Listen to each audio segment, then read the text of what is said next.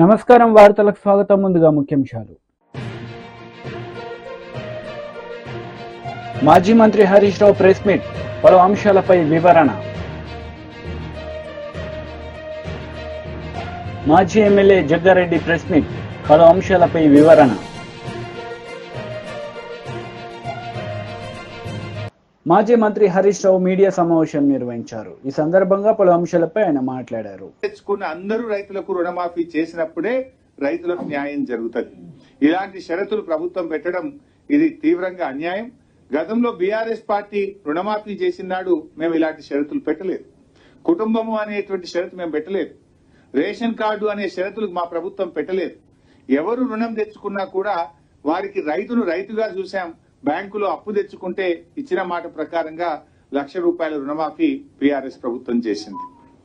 రెండవది పీఎం కిసాన్ డాటాను కూడా మేము అమలు చేస్తాం అని చెప్పి ఈ నిబంధనలో చాలా స్పష్టంగా చెప్పారు. 4.13లో ఏమంటారంటే కేంద్ర ప్రభుత్వం అమలు చేసే పీఎం కిసాన్ మినహాయింపులను రాష్ట్ర ప్రభుత్వం వద్ద డాటా లభ్యంగా ఉన్నంత మేరకు మరియు ఆచరణాత్మకంగా అమలు చేయడం వీలైనంత వరకు పరిగణలోకి తీసుకోబడుతుంది. ఇప్పటికే పేపర్ల లీక్లు వచ్చినాయి. మేము కేంద్ర ప్రభుత్వం నుంచి ఇన్కమ్ ట్యాక్స్ కట్టోళ్ళు తెప్పించినాం, మేము ఉద్యోగుల డేటా తెప్పించినాం, పీఎం కిసాన్ నిబంధనలు అన్ని కూడా తెప్పించుకున్నాం.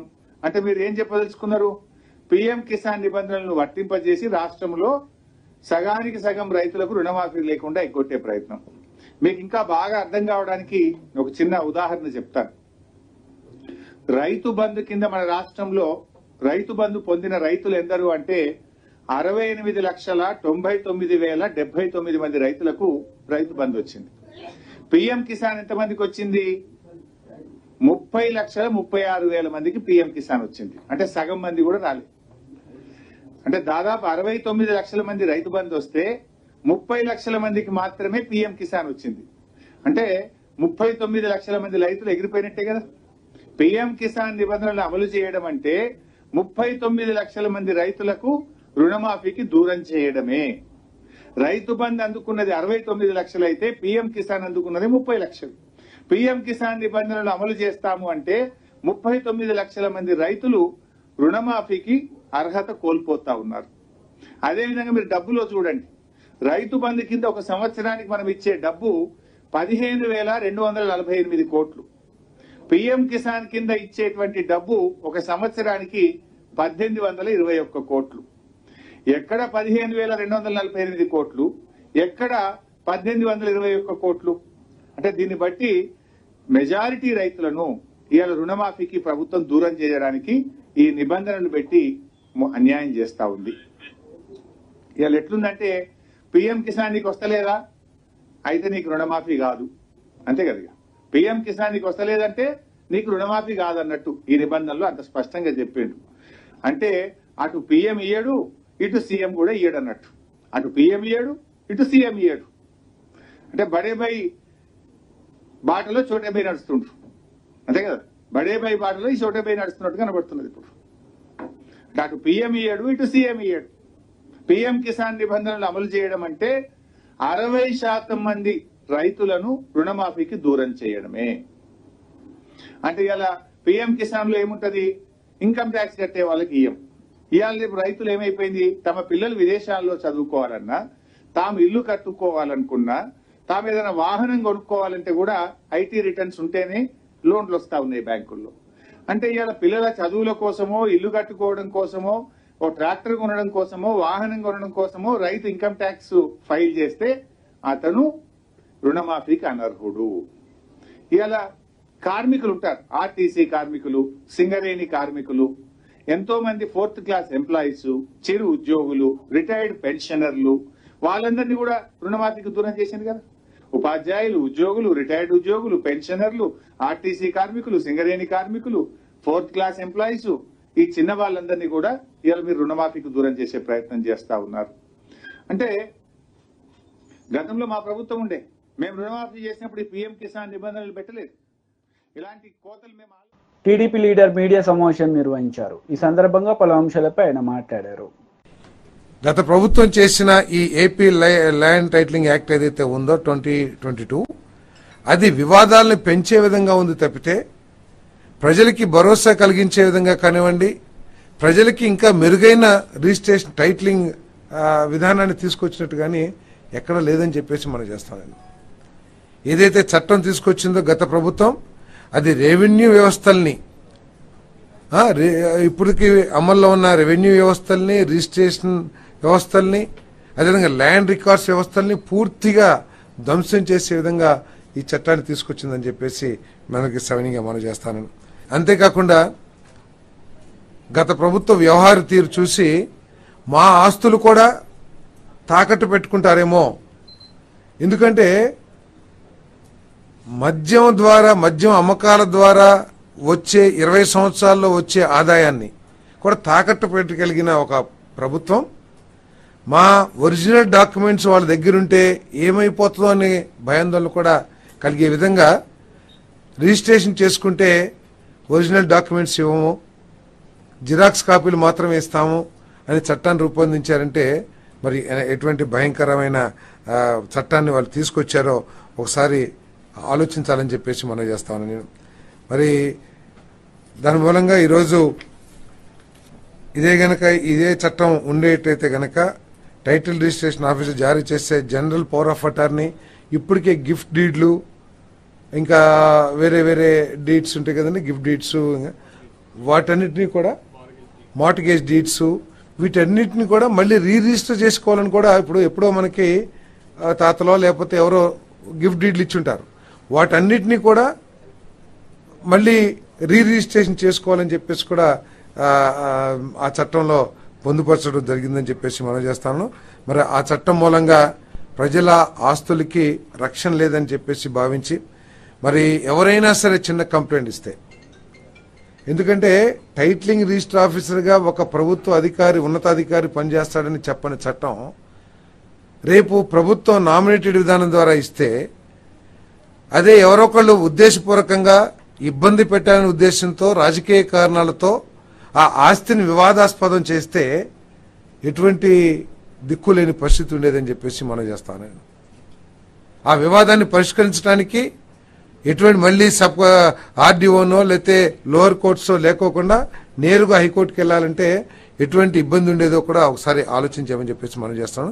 దానికోసం ఈరోజు మరి ఆ చట్టాన్ని రద్దు చేసామని చెప్పేసి కూడా మరి చంద్రబాబు నాయుడు గారి ప్రభుత్వం, కూటమి ప్రభుత్వం ఈరోజు చంద్రబాబు నాయుడు గారు, పవన్ కళ్యాణ్ గారు నాయకత్వంలో దీన్ని ఆంధ్రప్రదేశ్ కేబినెట్ రద్దు చేయడం జరిగిందని చెప్పేసి మనం చేస్తాము. వైసీపీ లీడర్ పేర్ని మీడియా సమావేశం నిర్వహించారు. ఈ సందర్భంగా పలు అంశాలపై ఆయన మాట్లాడారు. దోచుకున్నారని చెప్పి చంద్రబాబు నాయుడు గారు ఒక బురదేశే కార్యక్రమాన్ని, విషం చిమ్మే కార్యక్రమాన్ని నిన్న తెరలు తీశాడు ఆయన. నేను చంద్రబాబు నాయుడు గారిని ఛాలెంజ్ చేస్తాను. నీ గవర్నమెంట్ నీ చేతిలో ఉంది చంద్రబాబు నాయుడు గారు. ఎవరి పేరు మేంచి ఎవరి పేరు మీదకి ఆ ఫీల్డ్లో ఫ్రీ హోల్డ్ ల్యాండ్ బదిలీ అయింది? ఏ వైఎస్ఆర్ కాంగ్రెస్ పార్టీ ఎమ్మెల్యే, ఏ వైఎస్ఆర్ కాంగ్రెస్ పార్టీ మంత్రి, ఏ వైఎస్ఆర్ కాంగ్రెస్ పార్టీ నాయకుడు దళితుల భూముల్ని ఫ్రీ హోల్డ్ చేశాక బదలాయింపు చేసుకున్నాడు? చేయి, రుజువు చేయి. నీకు చేతనైతే, నీలో నిజాయితీ ఉంటే చంద్రబాబు నాయుడు గారు, మీలో నిజాయితీ ఉంటే, మీలో చిత్తశుద్ధి ఉంటే, నిజంగా నువ్వు 40 ఏళ్ల ఇండస్ట్రీ, 14 ఏళ్ల అనుభవం ఉన్నాడైతే, జగన్మోహన్ రెడ్డి గారు ఏదైతే దళితులకి 20 సంవత్సరాల భయపడి ఎవరైతే అనుభవిస్తున్నారో ప్రభుత్వ భూమిని అసైన్మెంట్ ద్వారా, ఆ వంశీకులకి లేకపోతే వారి వారసులకి ఆ భూమిని సొంత ఆస్తిగా చేసినటువంటి జీవో ప్రకారం ఆ భూమి ఎక్కడైనా ఎవరి పేరు మీదైనా వైఎస్ఆర్ కాంగ్రెస్ పార్టీ ఎమ్మెల్యే పేరు మీద కానీ, మంత్రి పేరు మీద కానీ బదలాయింపు, జగన్మోహన్ రెడ్డి గారి పేరు మీద కానీ, వాళ్ళ కుటుంబ సభ్యుల పేరు మీద కానీ బదలాయింపు అయిందా? చూపించు. ప్రభుత్వం మీదే కదా, మీ చేతిలో ఉంది కదా. ఈ తప్పుడు మాటలు ఎందుకు చంద్రబాబు నాయుడు గారు? అసత్యాలు ఎందుకు? చెప్పాలి కదా. కేవలం బట్ట కాల్చి మొహం మీద వేయటం తప్పితే, ఎన్నికల ముందు ఏ రకంగా అయితే విషం చిమ్మారో అదే విషం చిమ్మే కార్యక్రమాన్ని ఇంకా కొనసాగింపు తప్పితే, ఎస్ మీలో కలేజా ఉంటే, మీలో సత్తా ఉంటే, మీలో అనుభవం ఉందని చెప్పని మీరు ఏదో అనుకుంటున్నారు కదా. మీ అనుభవం ఉందే నిజమైతే ఈ సమాజం ముందు పెట్టండి. జగన్మోహన్ రెడ్డి గారి ప్రభుత్వం ఏ దళితుల భూమి, ఏ ఎమ్మెల్యే, ఏ మంత్రి బదలాయించుకున్నాడో పెట్టాలి కదా. స్టాంప్స్ అండ్ రిజిస్ట్రేషన్ నీ దగ్గరే ఉంది కదా, నీ ప్రభుత్వమే కదా. రెవెన్యూ డిపార్ట్మెంట్ కూడా మీ ప్రభుత్వమే కదా. ఎందుకు చేయలేకపోతున్నారు? ఊరికే భూములు దోచుకున్నారు ఎందుకు మాట్లాడుతున్నారు? ఆధారాలతో సహా కదా మీరు చెప్పాల్సింది. ఎందుకు చెప్పలేకపోతున్నారు? ఏం చేయాలో అర్థం కాదు. అలవ కాని హామీలు ఇదే మరి. 5-10 కుర్రాడితో పోటీ పడి ఆ కుర్రాడిని నాశనం చేయడం కోసం విషం చిమ్మి దుష్ప్రచారం చేసి జనం మెదడులోకి విషాన్ని ఎక్కించి జనాల్ని లోబర్చుకోవటం కోసం అధికారాన్ని ఏదో రకంగా సంపాదించడమే, పొందటమే దిక్కుమాలిన మార్గంగా మీరు ఎంచుకుని ఈ అలవకాని హామీలు ఇచ్చి వాటిని అమలు చేయలేక దిక్కులు చుట్టం తప్పితే ఏముంది వాళ్ళు మీరు 35 రోజుల్లో చేస్తున్నది? కాంగ్రెస్ నేతలు మీడియా సమావేశం నిర్వహించారు. ఈ సందర్భంగా పలు అంశాలపై వారు మాట్లాడారు. కూడా అధికారంలో ఉన్న పిఆర్ఎస్ ఆ 10 ఏళ్ల కాలంలో మీరు ఈ ప్రోటోకాల్ సంబంధించిన ఈరోజు మాట్లాడుతున్నారే, అసలు మీరు ఇంకా 10 ఏళ్ళ అవకాశం ఇచ్చినా మీరు ఈ కూడా సరిగ్గా నేర్చుకోలేకపోయారు. మీకు ఈ కాడికి రాలేకపోయారు మీరు. నా తజుర్బా కూడా నా అనుభవం కూడా చెప్తాను. నేను అసెంబ్లీ గత సమైక్య రాష్ట్రంలో లోపల చట్టసభల్లో వచ్చినప్పుడు కానీ, లేకపోతే నేను బయట ఉండి చట్టసభల్లో రాకముందు ప్రోటోకాల్ పరిస్థితి చెప్తున్నా. ఎవరైనా సరే, ఏ పార్టీ అయినా సరే, చరిత్ర 76 సంవత్సరాల చరిత్రలో ఈ రాష్ట్రాన్ని పరిపాలించింది కాంగ్రెసే. సుదీర్ఘమైన ఇంత పరిపాలించిన కాంగ్రెస్కి ప్రభుత్వాలకు మీరు పాఠాలు చెప్పే వయసు మీకు లేదు. మీకు ఆ మెచ్యూరిటీ రాలే. ఆ మెచ్యూరిటీ మీరు తెచ్చుకోలే. ఎవరు? కేసీఆర్ గారితో మొదలు పెడితే ఈ మధ్యలో మాట్లాడుతున్న కేటీఆర్ గారు, హరీష్ రావు గారు.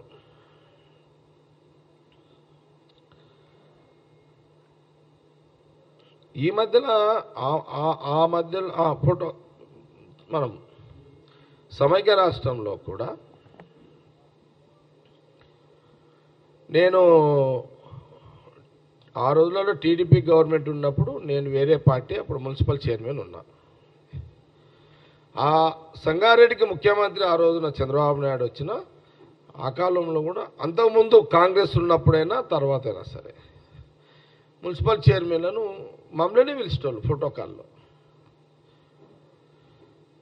నేను తర్వాత రాజశేఖర రెడ్డి గారి గవర్నమెంట్లో, కాంగ్రెస్ గవర్నమెంట్లో చాలా డైరెక్ట్గా చూసిన కదా,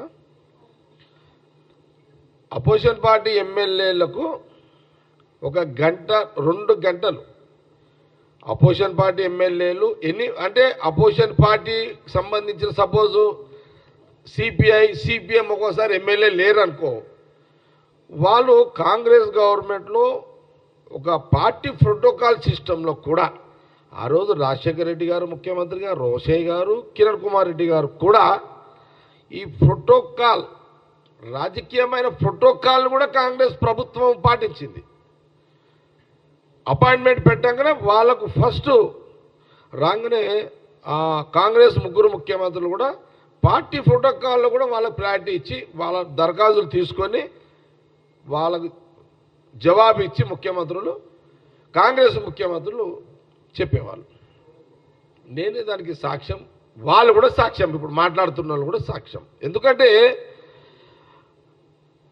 ఉమ్మడి రాష్ట్రంలో కాంగ్రెస్ పార్టీ అధికారంలో ఉన్నప్పుడు ఇదే కేటీఆర్, ఇదే హరీష్ రావు, ఇదే రాజశేఖర రెడ్డి గారు ముఖ్యమంత్రి, ఇదే రోషయ్య గారు ముఖ్యమంత్రి, అదే కిరణ్ కుమార్ రెడ్డి ముఖ్యమంత్రి దగ్గర అపాయింట్మెంట్లు పెట్టి కలిసిన రోజులు నేను చాలాసార్లు చూసిన. మరి మీరు ఎందుకు మరి అది ఆ రోజు ఆ కాంగ్రెస్ ప్రభుత్వమే కదా, కాంగ్రెస్ ముఖ్యమంత్రులే కదా. ఆ ప్రోటోకాల్ మీరు ఆ ప్రోటోకాల్ సిస్టంలోనే కదా దరఖాస్తులు పెట్టుకొని ముఖ్యమంత్రులను కలిసి మీ పనులు చేయించారు ప్రజల కోసము. ముఖ్యమంత్రులు ఎప్పుడైనా కాంగ్రెస్ ముఖ్యమంత్రులు మీ నియోజకవర్గాలకు వస్తే కలెక్టర్ ద్వారా మీకు ఇన్ఫర్మేషన్ వచ్చేది, మీరు కూడా పాల్గొనేటోళ్ళు. ముఖ్యమంత్రులు కాంగ్రెస్ ముఖ్యమంత్రులు హరీష్ కొబ్బరికాయ కొట్టు అని ముఖ్యమంత్రి నీకు ఎప్పుడు ఇలే. బీజేపీ లీడర్ మీడియా సమావేశం నిర్వహించారు. ఈ సందర్భంగా పలు అంశాలపై ఆయన మాట్లాడారు. అంటే భారత ప్రజానీకం గురించి తెలంగాణ ప్రజానీకం గురించి రేవంత్ రెడ్డి గారు మాట్లాడిన మాట మీరు విన్నారు. ఏమంటాడు ఆయన? రాజకీయ పార్టీలు, రాజకీయ నాయకులు ప్రజల్ని మోసం చేయాలని చెప్పి ఎదురు చూస్తారట. అంటే ఎంత అవమానకరం ఇది. బాధ అంత ఏంటంటే అసలు ప్రజలకు మరి మాటలు గుర్తున్నాయా లేవా? భారత ప్రజానీకం కానీ తెలంగాణ ప్రజానీకం కానీ రాజకీయ నాయకులు, రాజకీయ పార్టీలు మోసం చేయాలనే చూస్తారు, మోసం చేసే నాయకులనే నమ్ముతారు అని. ఇక ఈ మాట అన్న తర్వాత ఇక రేవంత్ రెడ్డి గారు 6 గ్యారంటీల గురించి, 66 హామీల గురించి, 420 రకాల పనుల గురించి ఏం చెప్తాం మనం? మనకన్నా ఉండాలి కొంచెం.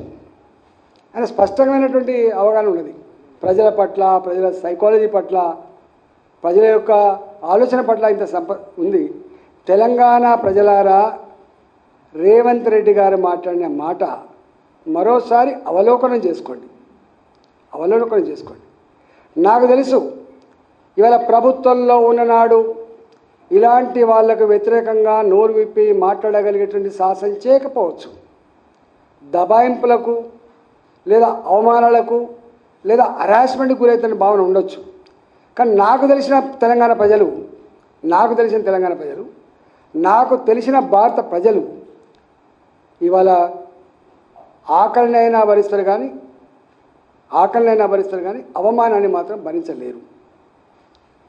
ధర్మం తాత్కాలికంగా ఓడిపోయినప్పుడు బాధపడుతుండొచ్చు కానీ అంతిమ విజయం ధర్మాందనే భావిస్తారు. భారత ప్రజానీకం, తెలంగాణ ప్రజలు నీతికి, నిజాయితీకి మాత్రమే పట్టగలుగుతారు తప్ప మోసగాళ్లకు ఇవాళ మాట ఇచ్చి తప్పిన వాళ్ళకి ఎక్కడ కూడా తాత్కాలికంగా సపోర్ట్ చేయకపోవచ్చు కానీ అంతిమంగా మాత్రం బొంద పెడతారు.